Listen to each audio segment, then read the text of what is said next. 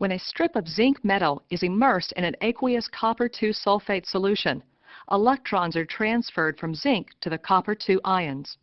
Copper metal deposits on the zinc strip and collects at the bottom of the flask. Zinc atoms are oxidized to zinc-2 ions, which enter the solution. This spontaneous oxidation-reduction reaction is summarized in the chemical equation shown.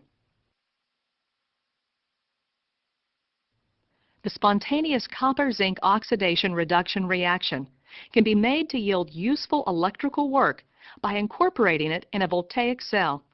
The zinc electrode is immersed in a solution of zinc sulfate.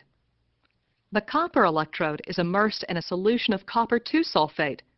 No current flows through the light bulb because the electrical circuit is not complete.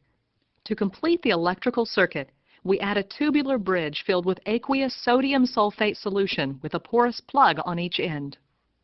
We now have a complete circuit and current flows.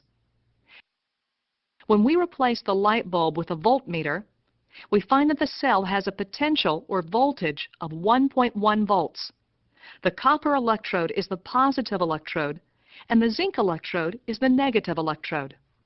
As the cell reaction proceeds, zinc atoms of the zinc electrode lose electrons and move into the solution as zinc ions.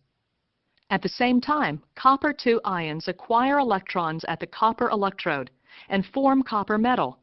The reaction in the left-hand compartment is oxidation of zinc. The electrode at which oxidation occurs is called the anode. The reaction in the right-hand compartment is reduction of copper. The electrode at which reduction occurs is called the cathode.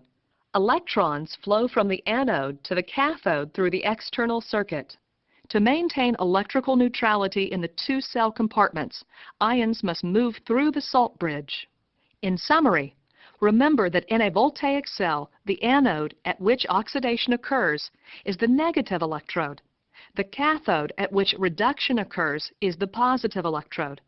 Electrons flow through the external circuit from anode to cathode.